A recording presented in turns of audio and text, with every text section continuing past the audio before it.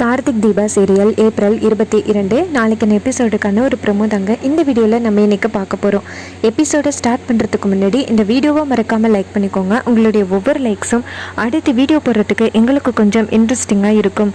எபிசோடில் என்ன நடக்குதுன்னா, நம்ம அபிராமி வந்துட்டு வீட்டுக்கு வராங்க. வீட்டுக்கு வந்ததோட நேராக ஐஸ்வர்யா கிட்ட, இங்கே பாரு ஐஸ்வர்யா, நம்ம மெடிக்கல் செக்கப் பண்ணிட்டு வந்திருக்கோம் உனக்கு, அதனால நீ போயிட்டு ரெஸ்ட் எடு அப்படின்னு.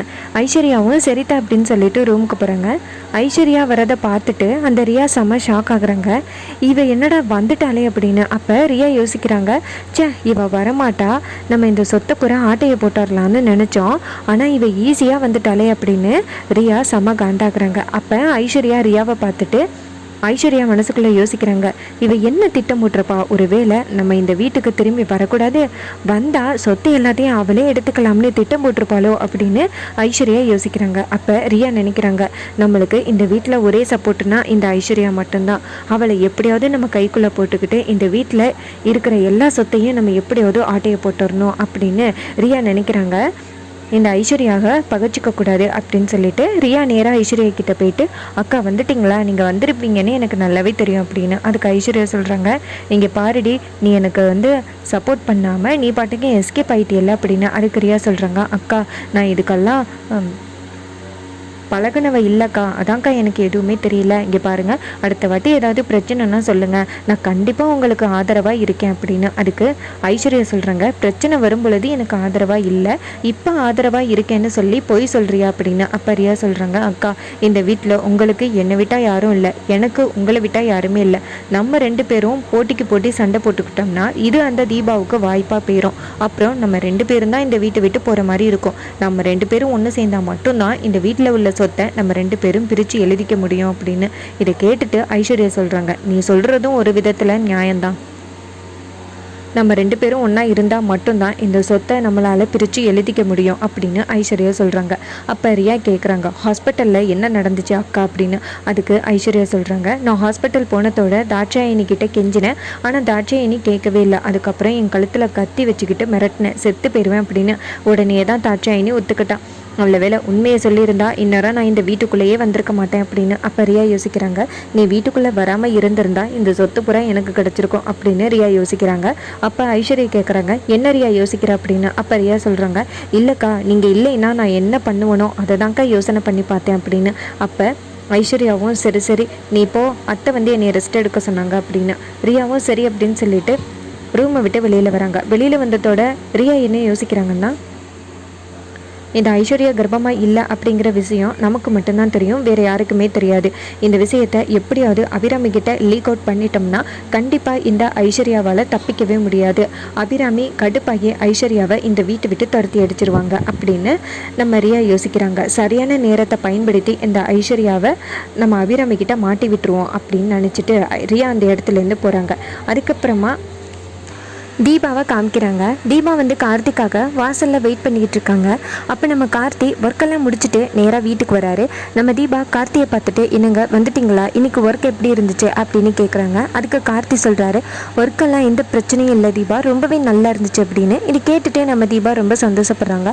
நல்ல வேலை சார், ரொம்ப கஷ்டமாக இருக்குன்னு நினச்சேன் அப்படின்னு. அப்போ கார்த்தி சொல்கிறாரு, எல்லா ஒர்க்குமே கஷ்டம்தான், அது நம்ம புரிஞ்சுக்கிறத பொறுத்து இருக்குது, வேலை பார்க்குறத பொறுத்து இருக்குது அப்படின்னு. தீபாவும் சரிங்க சார் வீட்டுக்குள்ளே வாங்க அப்படின்னு சொல்லிட்டு கார்த்தியை வீட்டுக்குள்ளே கூட்டிகிட்டு வராங்க. கார்த்தியை குடிக்க சொல்லிட்டு நம்ம தீபா சாப்பாடு எடுத்துகிட்டு போகிறாங்க. அப்போ ஆனந்த் கேட்குறாரு, என்ன தீபா சாப்பாடு எடுத்துகிட்டு போறியா அப்படின்னு. அப்போ தீபா சொல்கிறாங்க, ஆமாம் கார்த்திக் சார் ஒழுங்காக சாப்பிட்ருக்க மாட்டார், அதான் சாப்பாடு எடுத்துகிட்டு போகிறேன் அப்படின்னு. அப்போ ஆனந்த் சொல்கிறாரு, நான் கம்பெனியில் வேலை பார்க்கும் பொழுது எனக்கு சரியான சாப்பாடே கிடைக்காது, அதாவது நைட்டு சாப்பாடே இருக்காது, அந்த மாதிரி கார்த்தியை இருக்க வைக்க முடியுமா அப்படின்னு. அப்போ தீபா சொல்கிறாங்க, இங்கே பாருங்கள் ஆனந்த், நீங்கள் கார்த்திக்கே நிறையவே ரூல்ஸு சொல்கிறீங்க, ஆனால் சாப்பாடு கொடுக்கக்கூடாது அப்படின்னு சொல்கிறதெல்லாம் ரொம்ப ஓவர். கார்த்திக் சாருக்கு நான் சாப்பாடு கொடுப்பேன், இது யாராலையுமே தடுக்க முடியாது அப்படின்னு சொல்ல ஆனந்த் சொல்கிறாரு, ஓ அப்படியா, அப்போ சவாலில் தோற்று போயிடுறீங்களா அப்படின்னு. அப்போ தீபா சொல்கிறாங்க, நீங்கள் என்ன சவால் விட்டீங்க, கம்பெனியில் வேலை பார்க்கணும் அப்படின்னு சொல்லி மட்டும்தான் சவால் விட்டீங்க, மற்றபடி கார்த்திக் சாருக்கு சாப்பாடு கொடுக்கக்கூடாது அப்படின்லாம் நீங்கள் சவால் விடலை அப்படின்னு சொல்லிட்டு தீபா கோவத்தில் அந்த இடத்துலேருந்து போகிறாங்க. அப்போ ஆனந்த் ரியா கிட்ட சொல்கிறாங்க, எவ்வளோ தைரியம் இருந்தால் அவள் இப்படி பேசுவா அப்படின்னு. அதுக்கு அப்போ ரியா சொல்கிறாங்க, இங்கே பாருங்க ஆனந்த், அவன் நினச்சிக்கிட்டு இருக்கா அவள் தான் இந்த வீட்டோட மகாராணி அப்படின்னு, அதனால தான் அவள் இப்படி பேசுகிறா, உங்களுக்கு தான் எதுவுமே தெரிய மாட்டேங்குது அப்படின்னு. அப்போ ஆனந்த் சொல்கிறாரு, இன்னும் எத்தனை நாள் அவள் இப்படி பேசுகிறான்னு நானும் பார்த்துறேன் அப்படின்னு. மறுநாள் காலை என்ன நடக்குதுன்னா, ஆனந்த் எல்லாரையுமே கூப்பிட்றாங்க. அப்போ எல்லாரும் வந்து நிற்கிறாங்க. அப்போ கார்த்தியும் வந்து நிற்கிறாரு. கார்த்திக் கம்பெனிக்கு கிளம்பிட்டாரு.